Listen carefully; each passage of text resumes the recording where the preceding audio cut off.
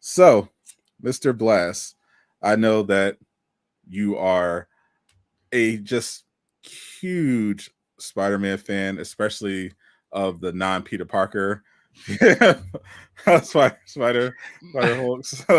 My God, some of the discourse today has been so funny. Like, uh, my favorite is when oh well, Stan Lee made it so that everybody could wear the mask, which is why for like 90 years Stan Lee did not make anybody but Peter Parker's Spider-Man. Like, oh, but Ben Riley. Oh yeah, you're right. You mean in a literal clone of Peter Parker. So Check, I listen. checkmate, atheist. I don't understand why people like. All right, actually, I worded my tweet the way that I did, kind of specifically, because I knew it would attract some real dum dums. So I don't like the idea of multiverses. I don't like mantles. I don't like any of that. To me, the character is who they're supposed to be, and I adored this movie. Like, adored it. My point when I tweeted that was, for somebody that doesn't like this type of thing, this is the best Spider-Man movie ever made, easily. Ben Riley, just like how, but like the chicken came before the egg. The egg came before the chicken. I don't know.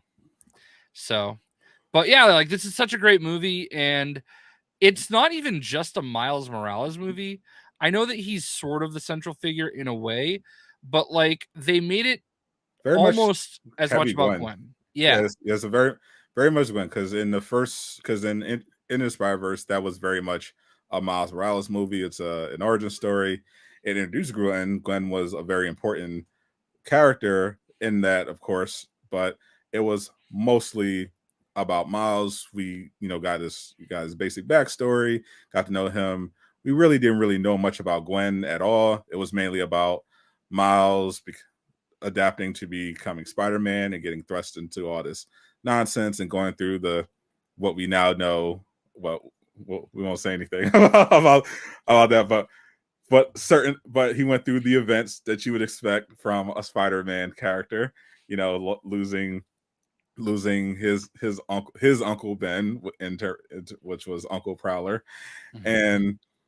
and the whole thing with Gwen was basically, she's from the universe, but she obviously has some shady stuff going on we didn't really know. And with Into the Spider-Verse, we got a much deeper look into Gwen and her backstory, and what brought her to Miles in the first place. And I thought it was amazing. That movie, we could talk about Spider-Man 2 in a bit, because it'll naturally transition into that. But my God, I mean, It was incredible.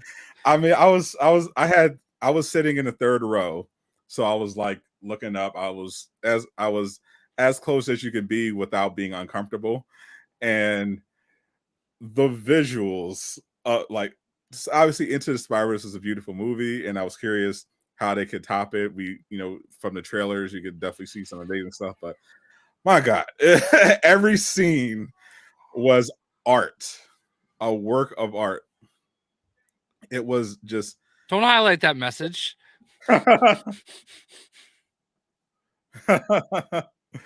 Yeah, no, I agree with you. Like the art styles even transitioned. It wasn't even like one solid art style. I I honestly like you could just pack these things up and you could transition everything into this, right? Like I would love it if they just transition everything into this. We would have so many amazing stories.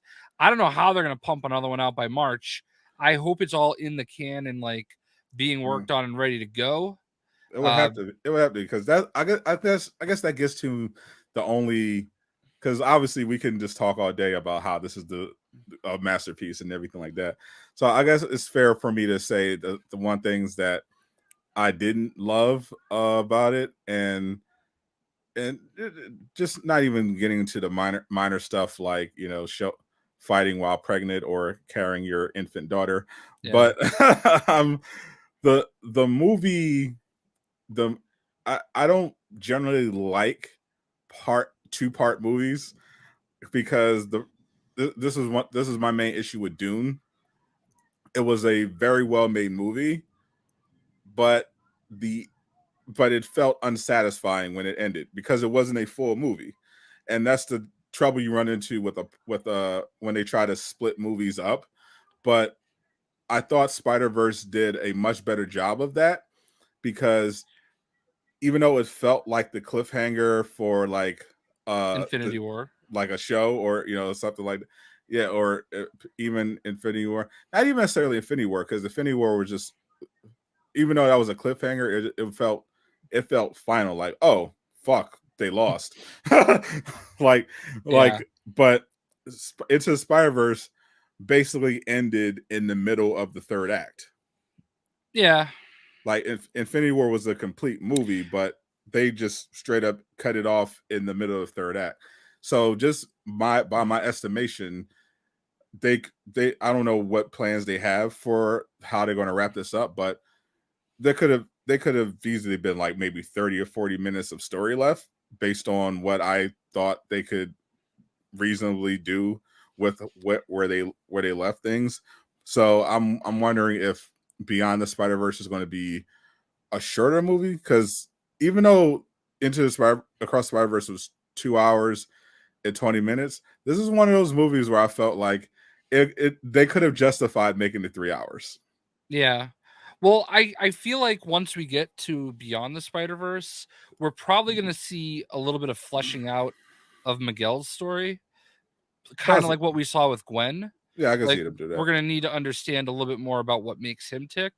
Um and I agree with you. I did not know, and I don't know if you knew that like Beyond was happening. Like I figured they would do another one, but I didn't know it was going to be linked this way. So when that ending hit, I just was like, "Oh, wait, it's over?"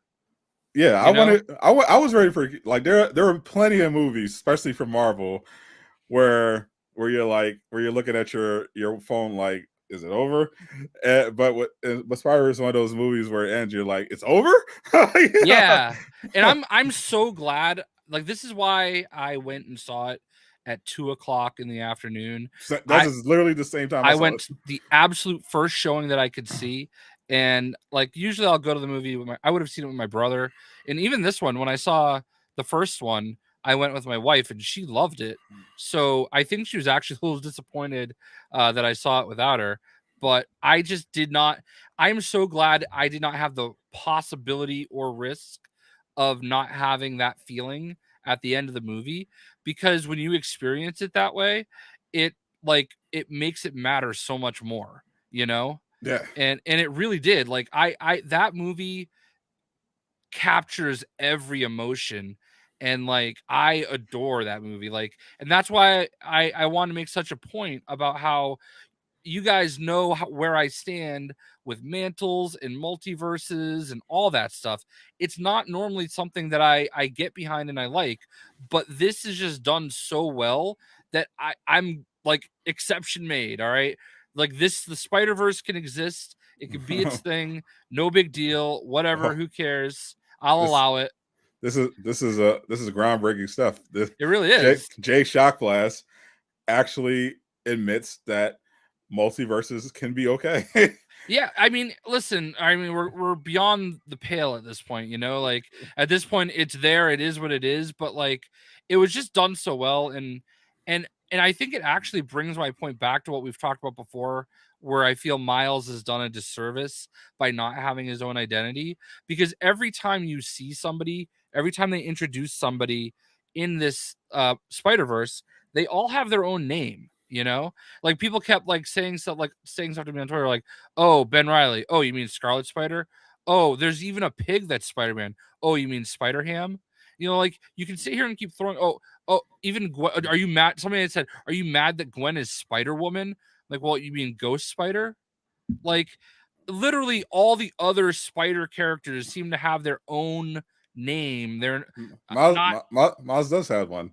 Spidey. Spidey. Yeah. Well, yes, and I acknowledge they have tried to do. They were going to call him Kid Arachnid and Spidey, SPY. That's D, and those names are horrible. And I don't know what you do, but like I I can. mean, honestly, after this movie, I'm ready to say fuck Peter and call him Spider-Man. Call Like, him Spider-Man. yeah, I mean, This I is can amazing. It no, was I amazing. can accept though that, like, all right, if anybody else has earned Spider-Man, especially considering he started in another reality, even in the comics, I can just like whatever, he's Spider-Man, no big deal. Like, and I thought that before the movie too. Like, I'm not one of those people like, oh, I'm not gonna call him Spider-Man, you know? Like, I'm fine with it. Like, I just don't like the idea of mantles, and I don't like the idea that Peter Parker is not Spider-Man, you know? Like, that to me is just seems so foreign, like that they're that like he is the reason all of this exists. And for like 80 something years, that was the only person that was Spider-Man, except his clones Ben and Kane, you know? And I gotta say the way they portrayed Ben Riley in It this was is funny. hysterical. Yeah. Yeah. Who I didn't see who voiced him, but I feel like it must have been the oh freak, what's his name? He was Duke in G.I. Joe. He was in 21 Jump Street. Uh I don't know Jason who. Channing Tatum. Yeah.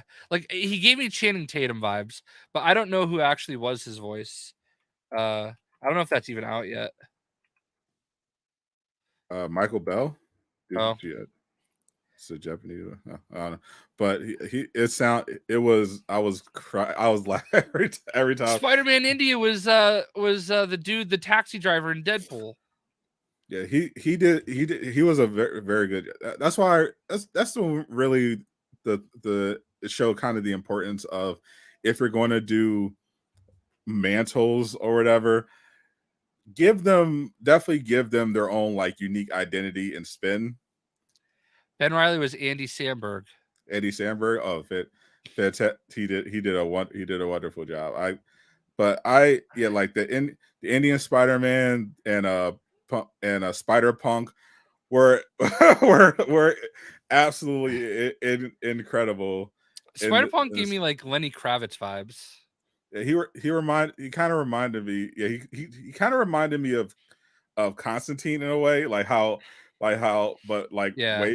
way more anarchist and Gen Z.